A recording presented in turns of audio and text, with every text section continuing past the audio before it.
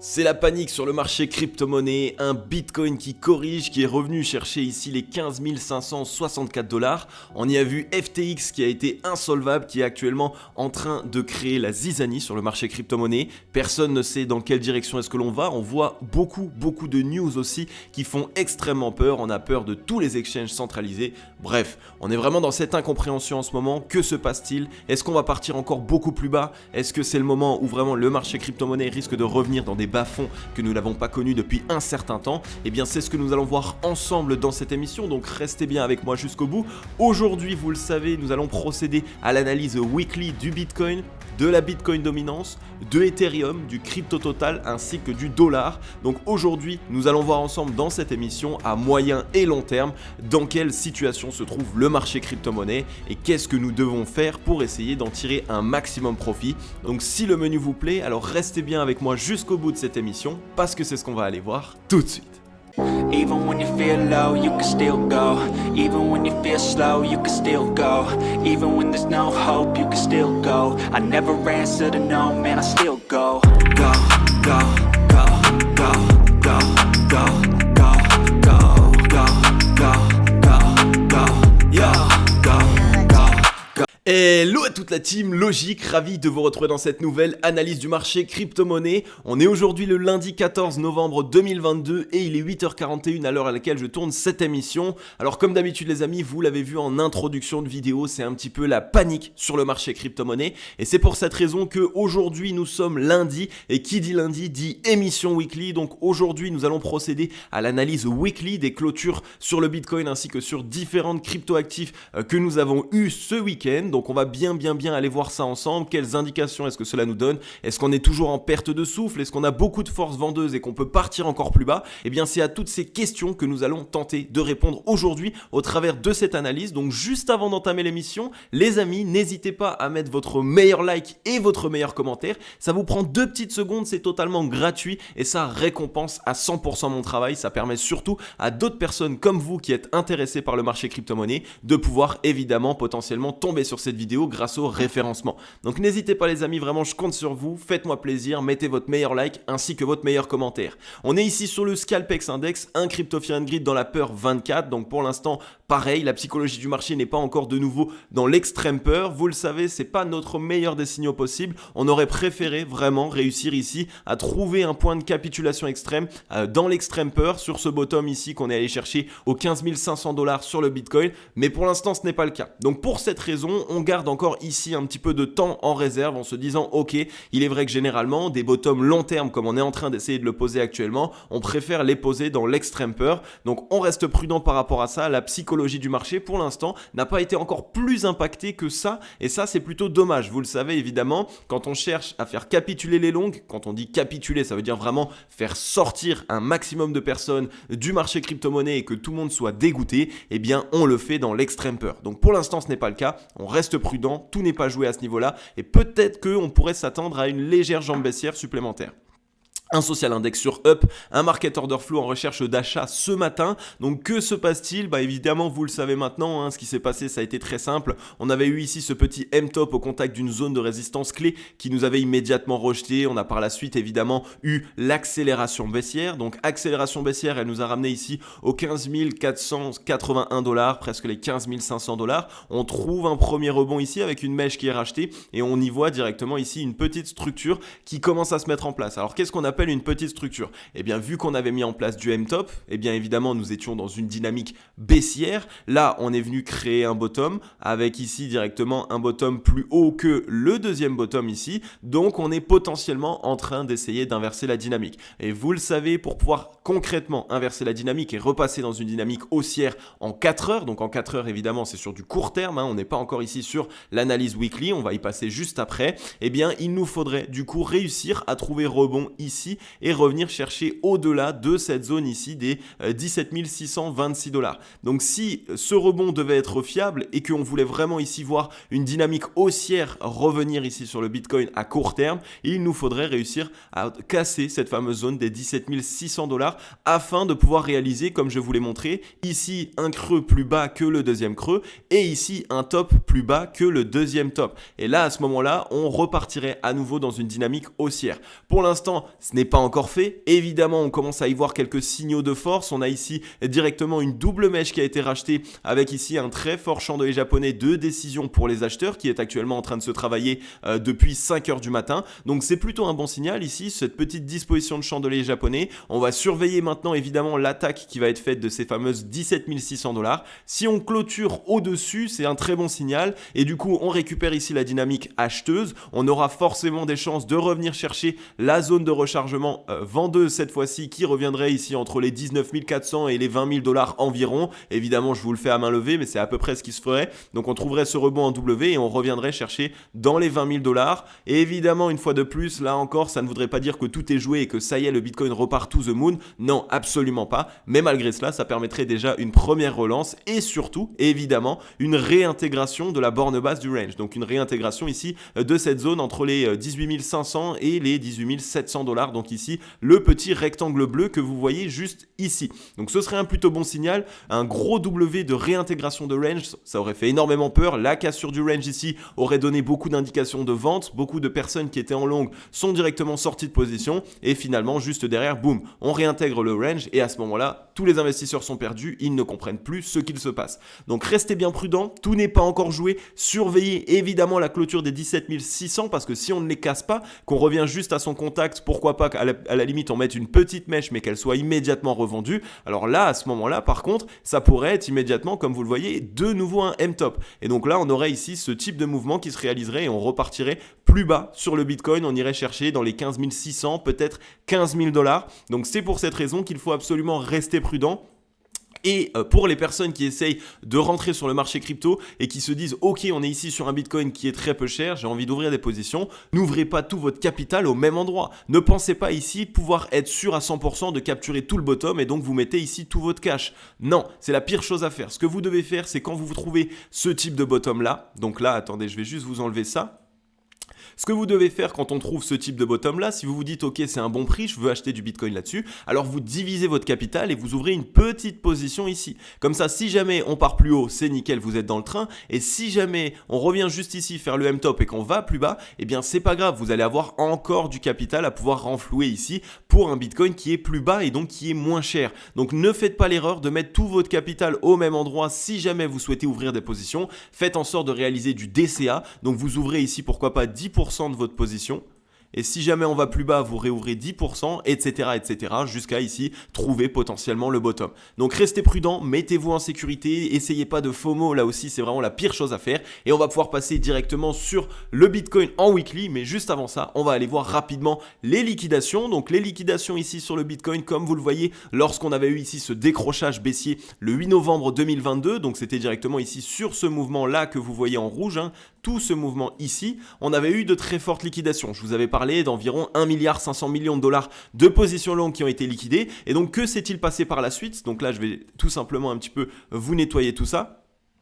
Que s'est-il passé du coup ici lorsque on a eu finalement le bottom, le premier bottom qui a été trouvé au 15 480 et ensuite cette correction ici des 18 000 jusqu'aux 15 800 $, eh bien on n'a pas eu forcément beaucoup de liquidations comme vous le voyez à ce niveau-là. On a eu ici des petites liquidations longues, on parle de 60 millions de $ de positions longues, on a eu ici aujourd'hui pour l'instant 50 millions de $ de positions longues, mais c'est vraiment pas grand-chose pour les gens qui se disent waouh mais c'est énorme. Non, c'est vraiment pas grand-chose. On avait eu ici, je vous rappelle, 1,5 milliard $ de positions longues qui ont été liquidées, enfin de positions longues et short, mais là actuellement on n'est vraiment pas sur de grosses liquidations. Donc le mouvement qu'on vient de réaliser ici, là, cette deuxième jambe baissière qui nous a ramené des 18 000 aux 15 800 $, n'a pas liquidé beaucoup de monde. Donc attention évidemment, si le but des whales avec ce mouvement c'était de tester la demande et de voir si évidemment on allait faire peur encore une fois, eh bien on n'a pas fait peur. Ici les longues ne sont pas sorties de position et donc attention ici, restons prudents puisque ça pourrait nous montrer que on a la nécessité de revenir chercher encore plus de liquidation, de créer encore plus de peur sur le Bitcoin avant potentiellement de se relancer. Donc on reste prudent, les liquidations ne nous envoient pas ici une indication miracle pour nous dire ok, on a bien liquidé un maximum de longues, on risque de repartir dans l'autre sens. Non, pour l'instant ce n'est pas le cas. Donc une fois de plus, on reste prudent, ça fait deux petites annonces qui nous montrent que attention, le Bitcoin pourrait trouver un petit rebond court terme, mais cela ne veut pas dire que ce sera un rebond long terme et qu'on risque ici de repartir chercher tout de suite les 20 000, 25 000 $. Donc on reste prudent, le bottom n'est pas encore forcément trouvé et on va passer passer directement à l'analyse weekly sur le Bitcoin. Mais juste avant ça la team, comme d'habitude, vous le savez, on est 15 300 membres de la Team Logic, 15 300 abonnés de la chaîne, ça fait vraiment super plaisir.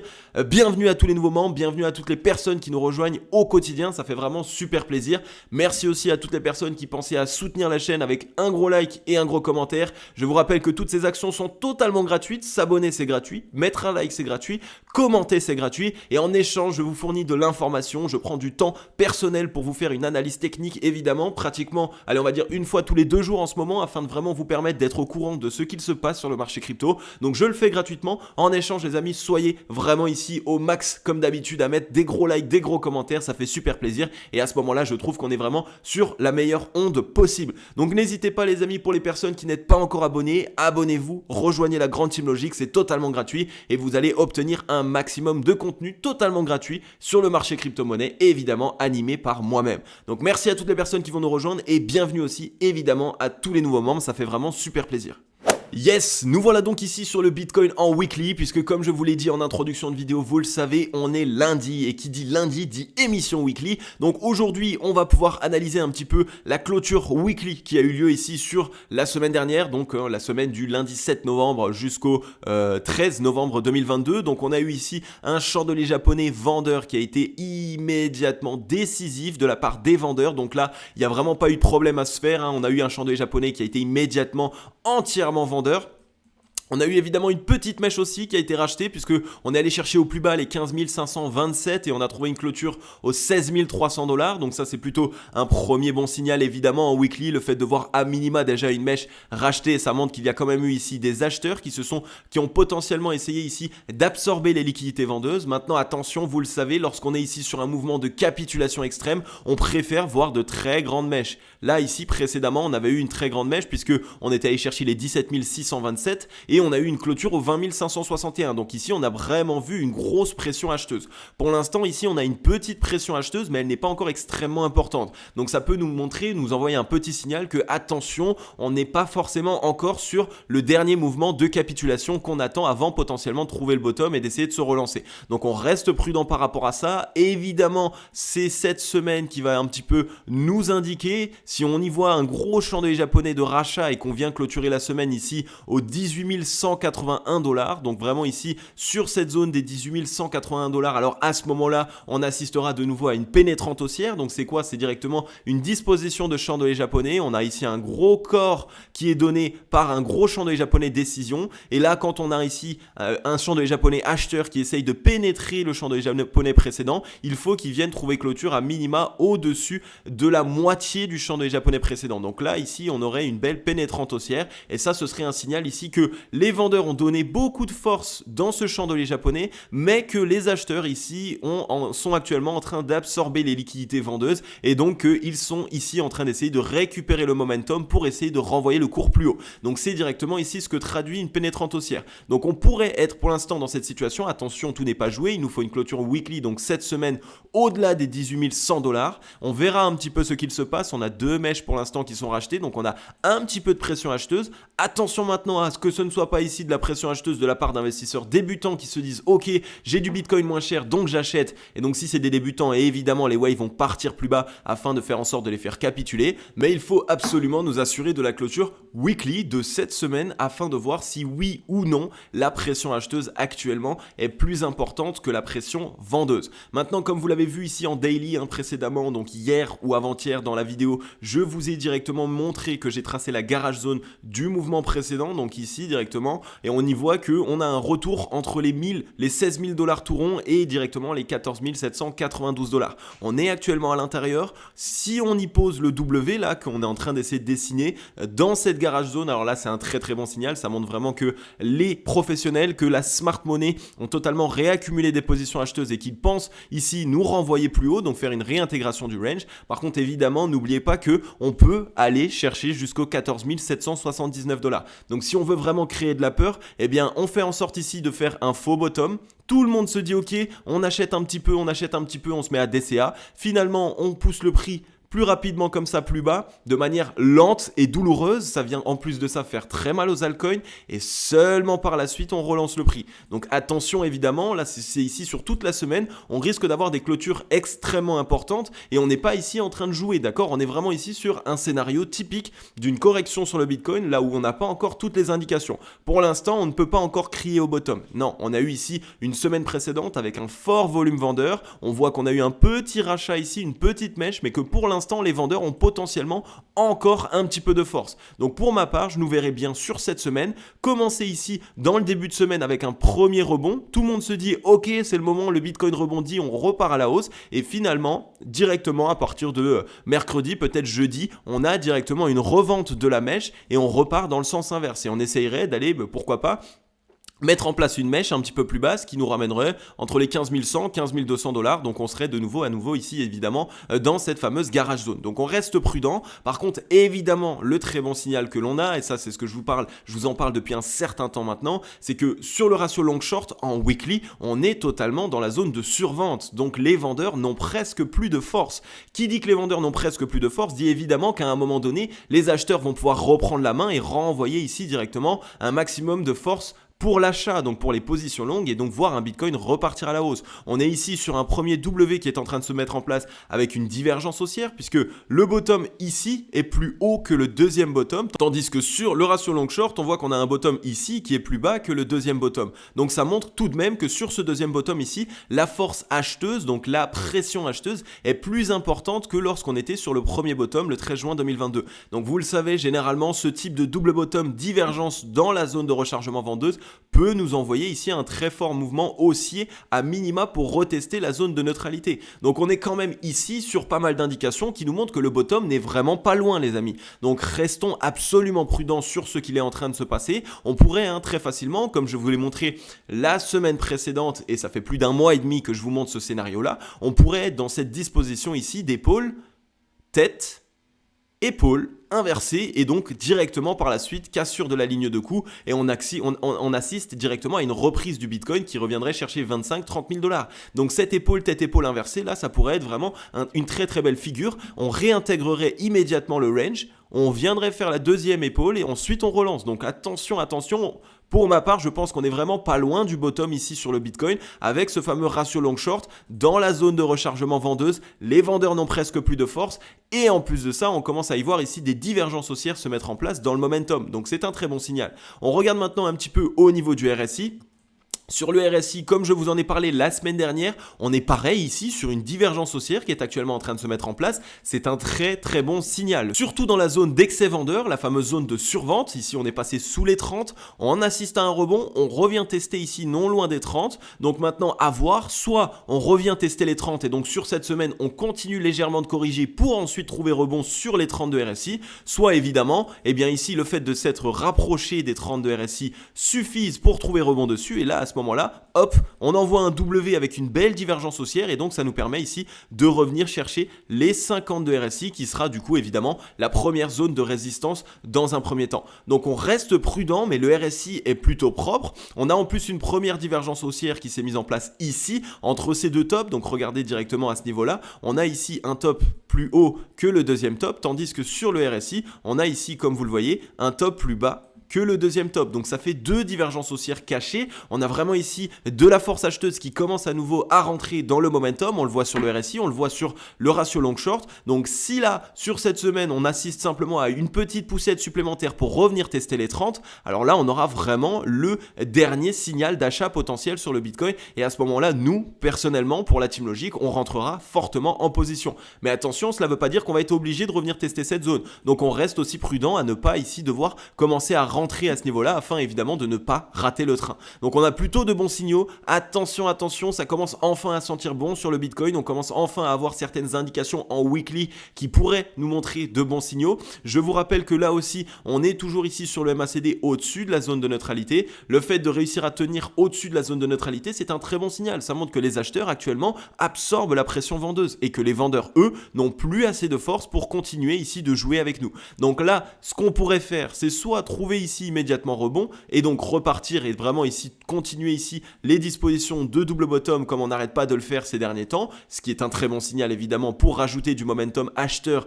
dans le mouvement, soit évidemment simplement sur cette semaine on a un léger mouvement baissier supplémentaire, on revient tester la zone de neutralité et par la suite on y trouve bottom. Si on trouve bottom sur la zone de neutralité, à partir du moment où on va réussir à décorréler de la zone de neutralité sans la casser à la baisse, à ce moment-là on risque d'avoir ici un maximum de force acheteuse qui se déverse dans le mouvement et c'est vraiment ici qu'on risque d'avoir une récupération acheteuse très forte et très rapide. Donc on reste prudent, on est pour l'instant sur des signaux qui sont vraiment pas mauvais, on a une divergence haussière ici aussi qui s'est mise en place, donc vraiment on a pas mal d'indicateurs de momentum qui nous montrent là que vraiment le Bitcoin est plutôt dans une disposition qui actuellement est plutôt bonne. On a ici le ruban de moyenne mobile avec une moyenne mobile 21 périodes au 21 457 $. C'est un ruban de moyenne mobile qui est très épais en termes de résistance. Donc attention, dans tous les cas, même si on réintègre, on risque d'avoir du mal et on risque de devoir lutter pour pouvoir continuer ici à pousser ce fameux ruban de moyenne mobile. Donc on risque d'en se faire plutôt malmener dans le ruban. On va sans doute revenir chercher le MA21, se faire rejeter, réintégrer à l'intérieur, revenir tester le MA21 en tant que support, etc. pour pouvoir s'en extraire de manière ici, comme vous le voyez, avec des tops de plus en plus hauts et des bottoms de plus en plus hauts, donc dans une dynamique haussière. Je pense concrètement que c'est potentiellement ce qui pourrait se passer, évidemment une fois de plus, si jamais on assiste ici à enfin un rebond et donc à une réintégration de ce range, réintégration donc des 17 536 $. Donc on reste bien prudent toujours, évidemment ce n'est pas le moment de FOMO, par contre comme je vous l'ai dit, on a pas mal d'indications qui montrent que le Bitcoin est dans une belle disposition pour l'instant, on commence à avoir certaines indications, on n'est peut-être pas encore en toute finalité de correction, mais on est vraiment potentiellement pas loin d'un bottom, on a de belles divergences et en plus de ça on a surtout les vendeurs qui sont totalement essoufflés, donc qui risquent d'avoir énormément de mal à continuer de pousser ce fameux mouvement plus bas encore et encore. Yes, nous voilà donc maintenant sur la Bitcoin dominance. Là, comme d'habitude, vous le savez, on en a parlé même la semaine précédente. On est toujours dans les bas-fonds de la Bitcoin dominance. Donc, la Bitcoin dominance, elle est dans un range actuellement entre ici les 48,71% et les 39,92%. Donc, les deux lignes jaunes que vous voyez matérialisées. Et on est ici pour l'instant en train de revenir tester à nouveau la borne basse. La borne basse est retestée. On a eu ici une réaction acheteuse dans la zone de rechargement acheteuse puisque on est revenu chercher ici entre les 0,618 et les 0,786 et on a eu ici un rachat de mèche. Donc on a directement ici une réaction acheteuse dans la zone de rechargement acheteuse. Donc la Bitcoin dominance est potentiellement ici en train d'essayer de mettre en place un double bottom sur le bas du range, donc sur les 39,92, ce qui pourrait vraiment être un très bon signal pour permettre ici à la Bitcoin dominance de réaliser son fameux W et donc de rentrer à nouveau dans une dynamique haussière, d'avoir vraiment une Bitcoin dominance qui reprend à nouveau de la force. Qu'est-ce que ça veut dire d'avoir une Bitcoin dominance qui reprend de la force? Eh bien ça veut dire que potentiellement le Bitcoin risque à nouveau de récupérer un maximum de liquidité vers lui, donc que les investisseurs investissent plus sur le Bitcoin que sur les altcoins, et donc évidemment que potentiellement le Bitcoin risque de réaliser des meilleures performances que les altcoins dans les semaines, peut-être mois à venir, puisque si ici on assiste à un W weekly, on pourrait revenir chercher jusqu'au moins 30 janvier des plus forts niveaux de Bitcoin dominance. Donc surveillez bien ça, la Bitcoin dominance est dans une belle disposition là aussi, ça confirme un petit peu la disposition du Bitcoin en lui-même. On est ici repassé au-dessus de la zone de neutralité, on est en train de la retester, ce serait génial évidemment qu'on arrive à la tenir en tant que support et qu'on trouve immédiatement rebond dessus. Là on aurait un très bon signal, là on pourrait avoir un beau rebond. Par contre à l'inverse évidemment, si on se fait rejeter ici de la zone de neutralité, ce serait un moins bon signal et il faudrait absolument qu'on surveille ce qu'il se passe. Donc on regarde un petit peu, pour l'instant la Bitcoin dominance c'est assez propre, si on regarde ici pareil, sur le RSI on est ici sur un beau double bottom qui est en train de se mettre en place sous les 50 de RSI. On y voit ici une ligne de coup qui est au 48,68. Donc si on veut trouver rebond et casser les 48,68, eh bien on aurait un beau W à nouveau de reprise dans la Bitcoin dominance. Et je vous rappelle qu'on revient déjà de la zone de survente dans la Bitcoin dominance. On n'arrête pas de poser des bottoms de plus en plus haut. Donc on a vraiment ici pas mal de signaux sur le momentum qui nous montrent que les liquidités commencent à vraiment être à nouveau déversées sur le Bitcoin et qu'ils sont sortis directement et qu'ils sortent leur liquidité directement des altcoins. Donc surveillez bien ça et restez prudent. Là pareil, sur le ratio long short, on avait eu un premier rebond qui était repassé au-dessus des 50. Les acheteurs se sont essoufflés, donc on est venu à corriger. Et là, on est potentiellement en train d'essayer d'implémenter un W sous la zone de neutralité pour essayer de se relancer et réenvoyer à nouveau du momentum pour le Bitcoin. Donc vraiment ici, on a de bons signaux qui commencent à se mettre en place sur le Bitcoin petit à petit. On commence à voir un Bitcoin qui commence à être réaccumulé. On a franchement pas mal de probabilités probabilité que Papa Bitcoin, comme j'aime l'appeler, revienne en force et nous remontre à nouveau de quoi lui il est capable et essaye potentiellement de relancer d'abord lui-même dans un premier temps son prix et après seulement essaye de relancer les altcoins et donc le marché crypto-monnaie dans sa globalité. Et pour rappel aussi évidemment, on était revenu ici trouver directement directement résistance dans le ruban de Mind Mobile, on s'est fait rejeter, on est ici revenu tester la demande, ce qui nous a permis pour l'instant d'accepter la demande acheteuse puisqu'on a un bottom plus haut que le précédent, et là vous le savez, généralement ça va assister directement à un retest à nouveau du ruban de Mind Mobile, et donc on risque potentiellement d'essayer de réintégrer rapidement le ruban de Mind Mobile. Donc ça fait pas mal de signaux qui concordent dans le même sens pour nous montrer que le Bitcoin risque vraiment de reprendre de la dominance. Donc pour toutes les personnes qui se demandent qu'est-ce que je dois acheter, est-ce que je veux me mettre sur des altcoins, est-ce que j'investis dans le Bitcoin, et bien en ce moment, par rapport aux indications que nous avons, on a quand même pas mal de signaux qui nous montrent que le plus intelligent à faire, ce serait d'essayer plutôt d'investir sur le Bitcoin largement plus que sur les altcoins. Alors une fois de plus, ce n'est pas un conseil en investissement, c'est simplement du bon sens. Par rapport à mes analyses et par rapport à ce que je vous présente aujourd'hui, on a plus de performance à potentiellement pouvoir réaliser sur le Bitcoin plutôt que sur les altcoins dans les quelques semaines, quelques mois à venir. On va voir rapidement maintenant sur Ethereum. Alors on va ici de nouveau nettoyer tout ça. Alors, que s'est-il passé sur Ethereum? Eh bien là, comme d'habitude, on a eu ici pareil, la fameuse mèche de capitulation qui a été rachetée. Par contre, sur Ethereum, la mèche est plus importante que la mèche sur le Bitcoin. Évidemment, je ne pense pas que là, nous soyons sur la fin en elle-même, puisque comme vous le voyez, la mèche est revenue chercher les 1073 $. Elle a ensuite immédiatement été rachetée pour trouver une clôture aux 1225 $.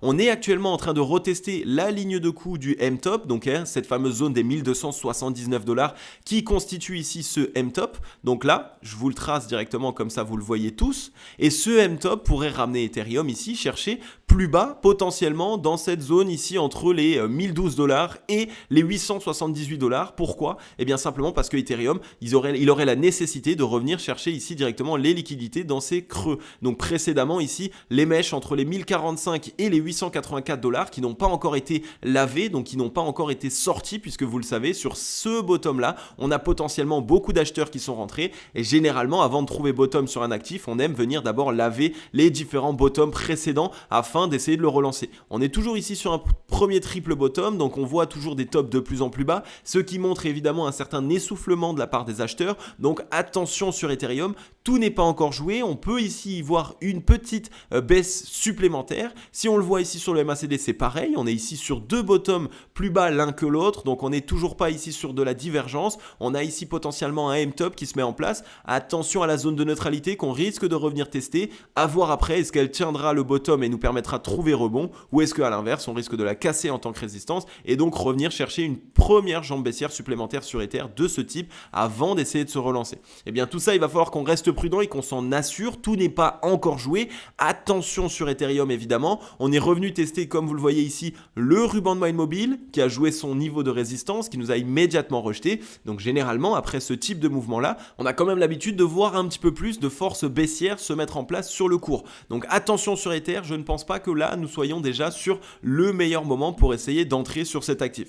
Si on regarde maintenant sur le ratio long short, on voit que sur Ethereum, c'est pas comme sur le Bitcoin, on est non loin de la zone de survente, oui, mais on n'est pas encore dessus. Donc potentiellement qu'ici on est en train de mettre en place un M dans le momentum, qu'on va revenir ici d'abord chercher la zone de survente et seulement par la suite essayer de relancer le momentum ici directement avec cette petite divergence haussière peut-être dans le momentum acheteur. Donc attention, là ça nous montre quoi? Ça nous montre que Ethereum risque potentiellement de corriger pendant que le Bitcoin lui à l'inverse pourrait essayer de trouver rebond. Donc ça nous valide un petit peu le scénario qui nous montrerait que la Bitcoin dominance reprend de la force et que les altcoins risquent eux à nouveau de continuer d'en pâtir et de continuer ici d'être en manque de liquidité acheteuse. Donc surveillons bien tout ça, on est vraiment ici sur un Ether qui ne nous montre pas les meilleurs signaux possibles encore dans un instant T. Si on regarde maintenant sur le RSI, c'est la même chose, on est sur un triple top non loin des 52 RSI, donc potentiellement qu'on va revenir chercher les 32 RSI dans un premier temps avant d'essayer de trouver rebond et donc d'implémenter ce fameux W dans la zone de survente qu'on aime tant et avec cette fameuse divergence haussière. Là, dans ces moments-là, on aime rentrer en position dès qu'on revient tester ces 30. Mais là, on ne les a pas encore retestés. Donc ce serait assez particulier que Ether reparte ici tout seul, to the moon, sans avoir bien retesté et sans avoir bien essoufflé les vendeurs. Donc attention sur Ethereum, tout n'est pas encore joué. On est dans cette zone de rechargement acheteuse entre les 0,618 et les 0,786 de manière long terme, puisque c'est la zone de rechargement acheteuse du bull run précédent, donc depuis mars 2020, depuis mai 2020. Donc on est plutôt ici dans un bon signal, on est quand même dans une belle zone de rechargement. Maintenant attention à ne pas d'abord revenir chercher tranquillement les fameuses entre les $1000 et potentiellement les $880, ce qui là évidemment nous offrirait de belles opportunités. Donc attention sur Ether, je ne pense pas que tout soit joué, je pense potentiellement qu'on est seulement sur un retest ici de la ligne de coup du M-Top. On va aller voir maintenant sur le crypto total qui est dans cette disposition avant-gardiste. On est plus avancé sur le crypto total que sur Ethereum, puisque ici on est bien revenu chercher tous les creux précédents. Donc là ça y est, pour l'instant sur le crypto total, les liquidités ont été cherchées. On est bien venu liquider ici les mouvements précédents, les zones d'accumulation précédentes. Donc le crypto total lui pourrait potentiellement essayer maintenant de tranquillement essayer de se retourner. Donc on y voit ici une petite mèche qui a été rachetée. On est allé chercher les 736 milliards de capitalisation, on a trouvé clôture au 782. La mèche est revenue chercher non loin des 0,786 de Fibonacci. Donc on pourrait à la limite, si on le souhaite sur cette semaine, revenir les chercher aux 729 milliards. Mais malgré tout, on est pour l'instant sur une disposition qui commence petit à petit à essayer de se remettre dans l'ordre. On regarde maintenant sur le RSI. Attention, sur le RSI, on n'est pas encore revenu chercher les 30, donc là pareil, j'attends un retour sur les 30 de RSI avant de crier victoire, j'ai envie de dire, ce qui pourrait faire quoi ? Eh bien ça ferait simplement ici quelque chose de ce type, où on essaye potentiellement de trouver W en weekly, ou alors même généralement ce qui peut se passer c'est qu'on a un chandelier de rachat, ensuite directement la semaine prochaine on remet un gros chandelier japonais de vente très important avec une mèche plus basse que la précédente, et ensuite on rachète tout ça. Et ça généralement c'est des dispositions de bottom qui peuvent essayer de se mettre en place, surtout en weekly. Donc ici, on attend potentiellement un retour sur les 30, ça serait bien plus intéressant et ça nous permettrait plus de probabilité de rebond plus fort. Par contre, ici, on a une divergence haussière qui est en train de se mettre en place, donc très bon signal. On a une deuxième divergence haussière ici aussi, entre évidemment ce bottom et ce bottom que nous avons mis en place. Donc pour l'instant, on a quand même pas mal de signaux sur le crypto total que ici, on a du rachat et qu'on a de la force qui se redéverse à nouveau pour les acheteurs. Sur le ratio long short, c'est un petit peu pareil. Plus pareil que sur le Bitcoin par rapport à Ethereum, on a quand même ici, on est quand même bien plus proche de la zone de rechargement vendeuse. Donc rien ne nous empêche un léger mouvement ici de retour dans la zone de rechargement vendeuse, mais pas grand chose, j'ai envie de dire. On ne va pas pousser bien plus fort. On risque ici potentiellement d'avoir trouvé un bottom non loin de ces zones-là. Donc sur le ratio long short, c'est un petit peu le même signal. On est en zone de rechargement vendeuse et on a ici des divergences qui se mettent en place. Donc pas mal de signaux qui sont plutôt bons. Et si on regarde maintenant ici sur le MACD, on a ici des tops qui sont de plus en plus proches tout de même. Attention à ce signal. Par contre, on a quand même eu une divergence haussière qui s'est mise en place. Elle n'est pas encore valide. Il va falloir attendre ici potentiellement un retest de la zone de neutralité ou non loin de la zone de neutralité, donc quelque part ici, avant potentiellement de trouver rebond. Si on arrive à sauver la zone de neutralité et qu'on ne vient pas la casser à la baisse, alors c'est un très très bon signal et on risque ici d'avoir vraiment beaucoup de liquidités acheteuses qui se déversent sur le crypto total. Donc on surveille bien tout ça. Sur le crypto total, on est potentiellement non loin d'avoir trouvé un bottom. Et maintenant, on vient voir directement sur le dollar qui valide un petit peu ses indications de bottom potentiel sur le Bitcoin. Pourquoi ? Regardez un petit peu cet énorme chandelier japonais vendeur qu'on a eu ici sur le dollar. Il nous a ramené ici directement des 110,75 points aux 106 points. Donc ça, c'est un très bon signal évidemment pour le marché crypto. Le dollar qui est actuellement en train de montrer des signes de faiblesse. On a cassé une zone de support clé qui était les 110,12 points. On est de retour dans la zone de la garage zone, excusez-moi. Donc on est plutôt de retour ici entre les 106 et les 105 points. Donc qu'est-ce que je verrai ? Eh bien, je vois un petit retour dans cette zone. Léger rebond pour retester les 110 points en tant que résistance et par la suite, boum, on envoie le M-Top et à ce moment-là, on est dans une disposition baissière et le dollar, ça y est, repart directement dans une dynamique baissière. On risque en plus de ça d'avoir la nécessité de revenir chercher ici ces liquidités précédentes entre les 103,54 points, les 104,73 points. On a pas mal de niveaux à revenir chercher sur le dollar. On avait eu un très très fort mouvement haussier. Là, regardez ici cette parabole weekly qui s'est mise en place. Donc c'est tout à fait normal que le dollar maintenant vienne à corriger. Et en plus de ça, on est de retour directement dans ma garage zone. Rappelez-vous, ça fait des mois maintenant, même peut-être 2 mois, depuis à peu près ici, j'ai envie de dire le 29 novembre 2021, je vous avais tracé cette garage zone et je vous avais dit que potentiellement le dollar allait venir trouver correction dans cette zone. Et regardez dans quelle zone est-ce qu'on est actuellement en train de s'essouffler. Eh bien, c'est directement dans la garage zone. Donc ce n'est pas pour rien que je voulais tracer. Une fois de plus, on s'essouffle dans cette zone. Donc ici, potentiellement, j'y verrai un petit rebond, retest des 110 et ensuite, boum, M-Top, grosse correction. On reviendrait chercher à minima les 102,88 points qui est directement ici, comme vous le voyez, la ligne de coup du double bottom précédent. Donc ici, ce serait une zone de support assez importante et en plus de ça, c'est directement la borne haute du range entre les 103,59 points et les 102,97 points. Donc là, pareil, sur le dollar, plutôt très bon signal, potentielle correction qui est en cours. On va bien surveiller ça. On a vraiment ici de fortes probabilités que d'ici peu, le dollar vienne enfin trouver son bottom. Attention, pour l'instant, on n'est pas encore sur un M-top, donc on n'a pas encore ici vraiment le gros signal de correction. J'attends de voir vraiment ici ce rebond avec un top ici qui sera plus bas que le deuxième top. Et là, à ce moment-là, on aura un M-top. Là, à ce moment-là, le dollar risque de corriger. Mais pareil, ce signal sur le dollar nous montre que évidemment, on est vraiment pas loin de trouver ici bottom sur le Bitcoin. Le dollar actuellement est en train de nous valider ce scénario-là. Et donc, c'est une fois de plus pour cette raison que nous, personnellement, enfin que moi, personnellement, la Team Logic, je vais ici réaccumuler un maximum de positions d'ici peu. On est vraiment, pour ma part, je pense potentiellement sur un bottom sur le marché crypto-monnaie.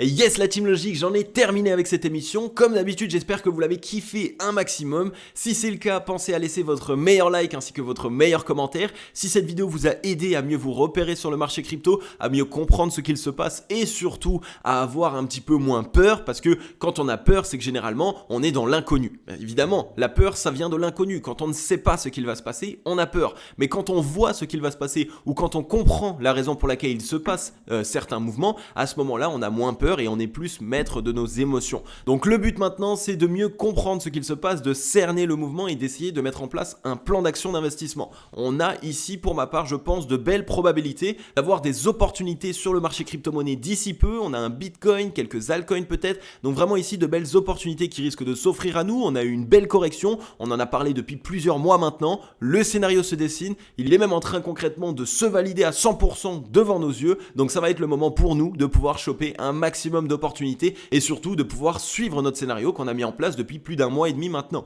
Donc on va mettre tout ça en place les amis. Comme d'habitude, je reste à vos côtés pour vous expliquer ce qu'il se passe et ce que potentiellement je fais. N'écoutez pas ce que je fais, ne suivez pas à la lettre ce que je fais. Faites vos propres indications et vos propres recherches, mais essayez de comprendre la raison pour laquelle on met en place tout ce scénario depuis un mois et demi maintenant. Donc voilà, en tout cas les amis, je vais vous laisser. J'ai une très grosse journée qui m'attend. Comme d'habitude, je vais vous dire à très bientôt dans une prochaine émission. Je vais vous souhaiter à tous et à toutes une agréable journée ou une agréable soirée. C'était Crypto Logic. Ciao, bye bye.